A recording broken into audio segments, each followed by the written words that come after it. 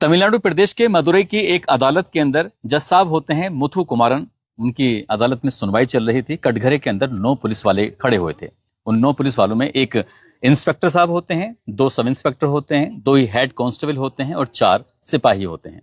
9 police वाले थे और 9 पुलिस वालों में से एक पुलिस वाले की तरफ देखते हुए जज साहब कहते हैं कि आप सोच रहे होंगे कि आपको 14 साल की सजा होगी और 14 साल के बाद एक नई जिंदगी आप जी सकते हैं, यानी कि सलाखों से बाहर निकल सकते हैं। लेकिन ऐसा कुछ भी नहीं होने वाला है, बल्कि ये अदालत इस नतीजे पर पहुंचती है कि इन सभी पुलिस वालों को सजाए मौत का हुक्म सुनाया जाता है और इन्हें फांसी के फंदे पर तब तक लटका के रखा जाए जब तक कि इनके प्राण ना निकल जाएं।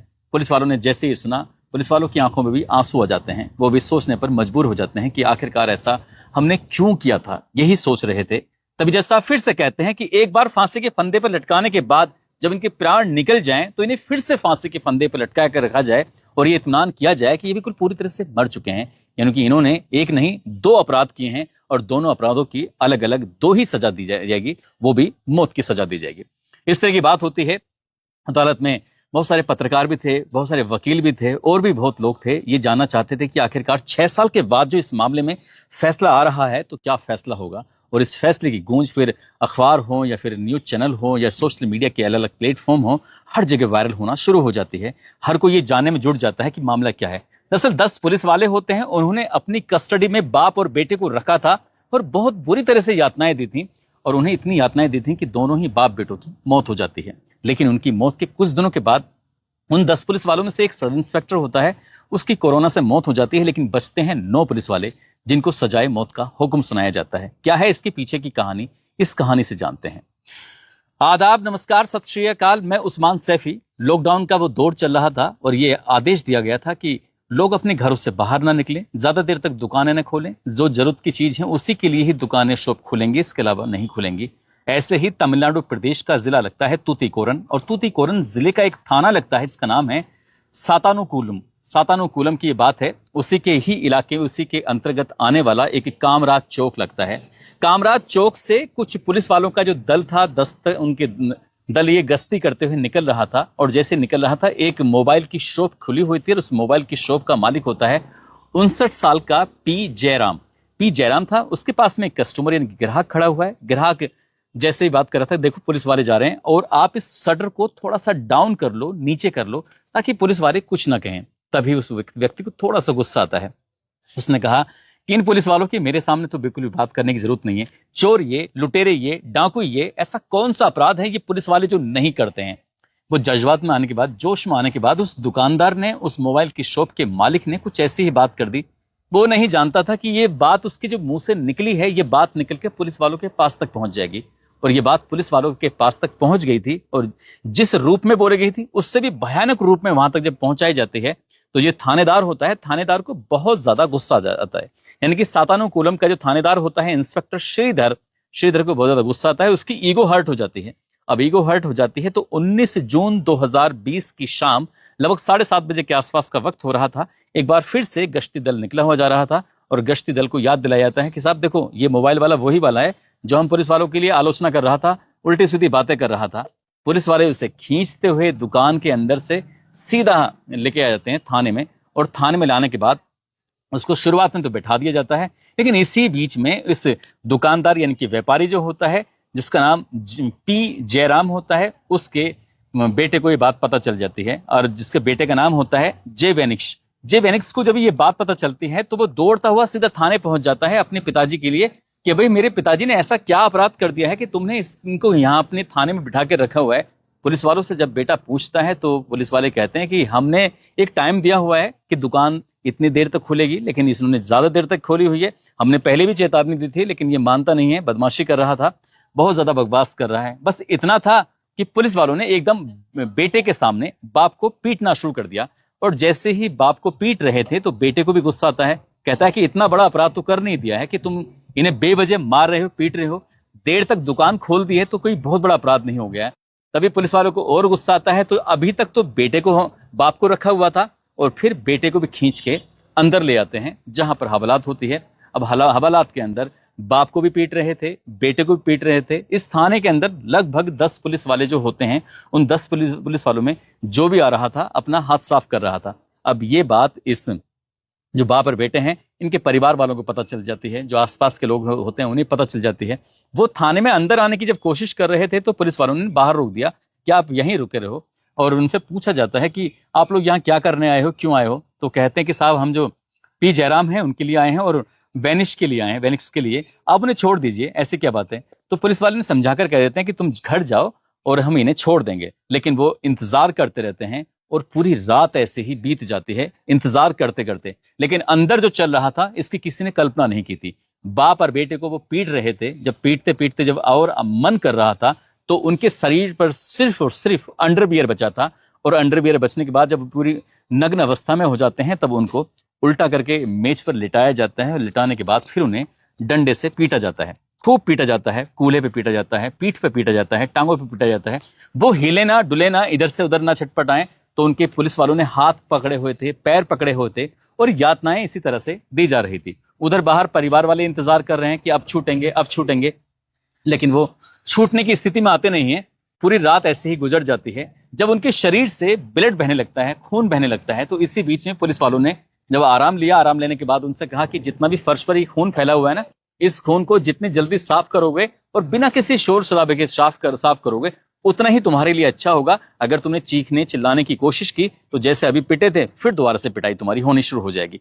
इस तरह की बात जब बाप और बेटे को पता चलती है तो वो डरे हुए, सहमे हुए, घबराए हुए, क्योंकि अब उन्हें शायद बचाने के लिए कोई आने वाला तो था नहीं, और जो बचाने वाले थे वो कोशिश कर रहे थे, वो बाहर बैठे हुए थे, उनकी चल नहीं रही थी। बाप और बेटे ने जो फर्श पर ब्लड फैला हुआ था उसको साफ किया। साफ करने के बाद जो कपड़े थे उन कपड़ों को पहन लिया, लेकिन जो ब्लड शरीर से निकल रहा था वो तो निकल ही रहा था, और जो कपड़े पहनते हैं उसके बाद फिर वो ब्लड उन पर भी लगने लगता है। दिन निकल आता है और जैसे ही दिन निकलता है तो उसके बाद एक सफाई कर्मचारी को बुलवाया जाता है और जगह जगह जो ब्लड फैला हुआ था उस ब्लड को पूरी तरह से साफ किया जाता है, बिल्कुल स्वच्छ कर दिया जाता है। यहां से बाप और बेटे को जब हॉस्पिटल लेके जा रहे हैं, परिवार के लोग बाहर ही इंतजार कर रहे हैं, तो परिवार वालों की नजर पड़ जाती है जो बेटा होता है उसकी पैंट पर, पैंट खून से लथपथ थी, बिल्कुल गीली पड़ी हुई थी, और जो बाप होता है उसने धोती पहनी हुई थी और उसका भी रंग बिल्कुल खून की वजह से बदल चुका था। यानी कि बाप और बेटे की जो मार पिटाई ज्यादा हुई थी उसकी वजह से उनके जो ब्लड वहां फर्श पे तो गिरा था, यहाँ कपड़ों पे भी गिर जाता है। घर वाले समझ तो जाते लेकिन करें तो क्या करें, कुछ कर भी नहीं सकते थे। जब हॉस्पिटल लेके जाते हैं तो हॉस्पिटल में दिखाने के बाद उनको बिल्कुल फिट करार दिया जाता है कि हाँ कोई दिक्कत नहीं, कोई परेशानी नहीं है, आप इन्हें लेके जा सकते हैं। अब उन्हें अदालत में पेश करना था, लेकिन वो दौर ऐसा था कि लोग एक दूसरे से डरे हुए थे, घबराए हुए थे, कोई किसी के सामने भी नहीं आना चाहता था। उन्हें लगता था कि कोरोना एक दूसरे से फैल सकता है, इसलिए अदालत की जो कार्रवाई हो रही थी वो घर से ही हो रही थी। जज साहब पहली मंजिल पर थे और पहली मंजिल पर ये एक संदेश दिया जाता है कि इस तरह से दो लोग हैं, बाप और बेटे, इन पर जो भी धाराएं लगाई थी उन्होंने, धाराएं जो भी बताई गई थी जज साहब को, और जज साहब ने उन्हें देखा तो पहली मंजिल से जब नीचे की तरफ देख रहे हैं तो उन पुलिस वालों ने उन्हें चारों तरफ से बाप और बेटे को घेरा हुआ था। कुछ ऐसा घेरा हुआ था कि जो जज साहब होते हैं, जज साहब को सिर्फ उनके गर्दन से ऊपर का हिस्सा दिखाई दे रहा था, लेकिन नीचे का हिस्सा दिखाई नहीं दे रहा था, क्योंकि आसपास में जो पुलिस वाले खड़े हुए हैं तो पुलिस वालों की वजह से जो उनकी चोट के निशान थे, जो चोट के वजह से खून निकला हुआ था, कपड़े खराब हो रहे थे, वो जज साहब देख नहीं पाते और यहां से उनको भेज दिया जाता है जेल, यानी कि जेल जाने की आदेश कर दिए जाते हैं। अब यहां से उन्हें 20 जून 2020 को कोवलपट्टी की जेल में रखा जाता है, और कोवलपट्टी की जब जेल में रखा जाता है तो पहला दिन या पहली रात तो गुजर जाती है, लेकिन उनकी तबीयत लगातार बिगड़ती चली जाती है। और 22 जून 2020 को तबीयत इतनी ज्यादा बिगड़ती है कि जो बेटा होता है वेनिक्स, उसको सीधा सरकारी हॉस्पिटल लेके जाते हैं और रात 9 बजे के आसपास ये खबर मिलती है कि उसकी मौत हो चुकी है। इनकी बेटा पहले मर जाता है, जो बाप था उसकी भी हालत बहुत ज्यादा खराब थी, और बाप को भी हॉस्पिटल लेके जाते हैं तो बाप का दम सुबह निकल जाता है, यानी कि 23 जून 2020 की सुबह बाप भी मर जाता है और रात को बेटा मर चुका था। बस ये जो खबर थी वो पूरे शहर में, पूरे कस्बे में आग की तरह फैल जाती है। घर वाले, परिवार वाले जो थे उन्होंने पूरी कहानी लोगों को बताई। व्यापारियों को जब ये बात पता चलती है तो व्यापारियों में बहुत ज्यादा गुस्सा आता है, दुकानें बंद कर दी जाती हैं, विरोध प्रदर्शन शुरू हो जाते हैं।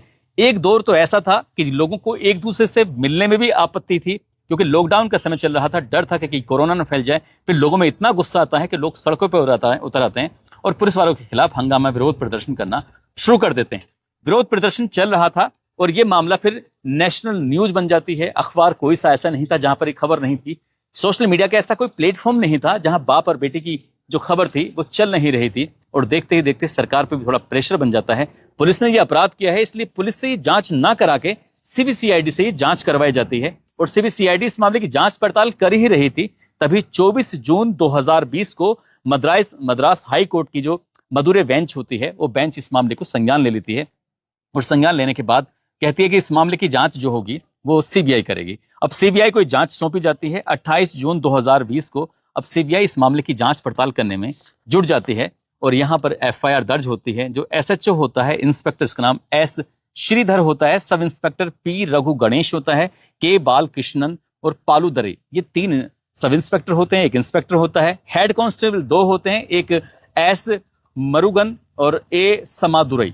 साथ ही इसमें 4 कांस्टेबल भी होते हैं, S Chelladurai, X Thomas Francis, S Velmuthu और एम मधुराजा।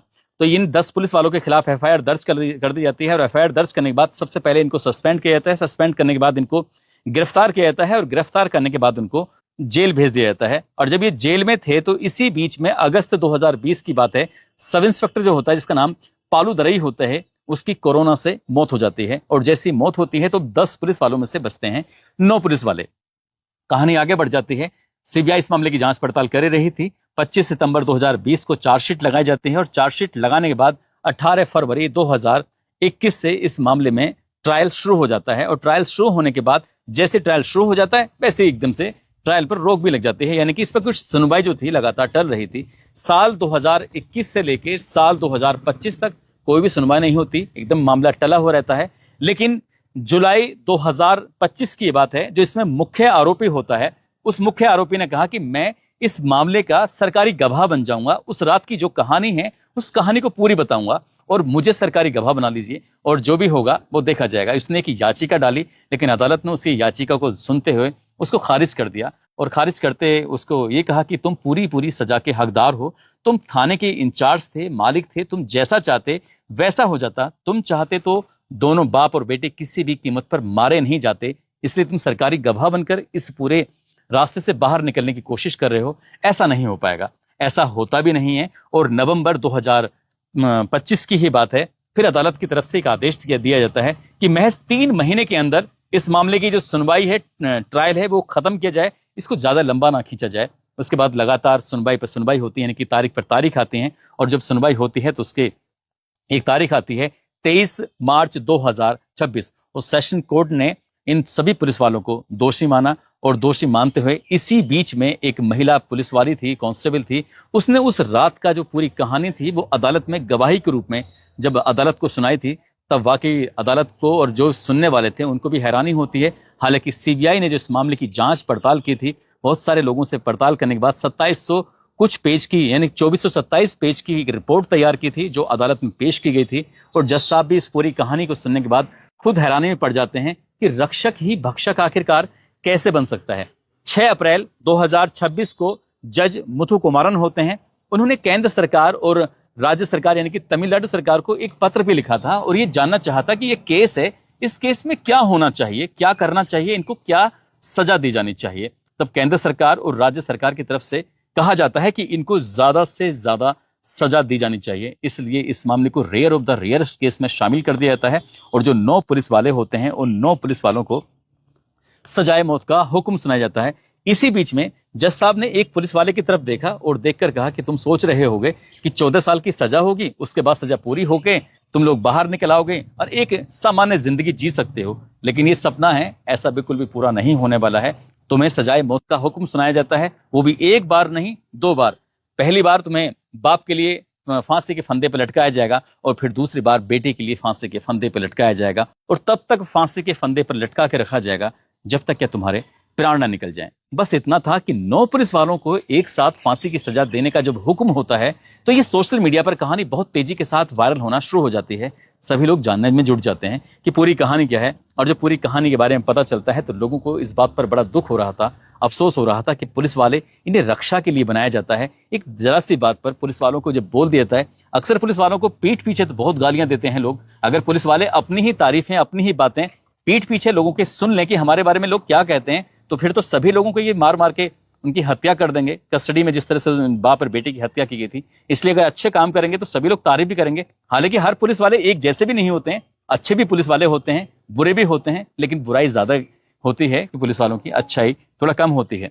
जज साहब ने ये भी कहा कि जो माँ है और साथ ही बेटी है, हम जो उनके दुखों का पहाड़ उन पर टूटा है, हम उसकी भरपाई तो नहीं कर सकते, लेकिन हम कोशिश करेंगे कि भविष्य में इस तरह की घटना की कोई पुनरावृत्ति ना हो। ऐसा कोई पुलिस वाला किसी बाप और बेटे को या किसी भी व्यक्ति को इस तरह से ना मारे। वो भी कस्टडी में जो मार के जो हत्या कर दी थी, वाकई अपने आप में बहुत ही हृदय विदारक घटना होती है। दोस्तों, इस पूरे घटनाक्रम को सुनाने का उद्देश्य किसी को परेशान करना नहीं है, किसी का दिल दुखाना नहीं है, बल्कि आपको जागरूक करना है, आपको सचेत करना है। आपको ये बताना है कि पुलिस वाले जिस तरह से समाज की सेवा करने की कस्में खाते हैं, अगर काश वो अपनी उस सेवा के साथ ही रहें, उस कसम के साथ ही रहें, जो ईमानदारी की शपथ लेते हैं उसके साथ रहें, तो सबको इंसाफ मिलेगा और ये पुलिस वालों की जो कुछ इस तरह की बुराई होती है वो बुराई भी नहीं होगी। जाते जाते कुछ लोगों ने नाम लेने की अपील की है, जिसमें ऋषि कन्या हैं, अमजद चौधरी, रामसूरत यादव, सीनू फौजदार, सुशील कुमार, जीतू कुमार, नीरू, सहदेव यादव, दिलवर हुसैन, जालंधर कुमार, सचिन यादव, उवैश चौधरी, अंकुश तिवारी, नीतू गर्ग, सबिता सिंह, अनिल कुमार, श्याम सुंदर यादव। आप सब लोग अपना ख्याल रखें, सुरक्षित रहें। जय हिंद, जय भारत।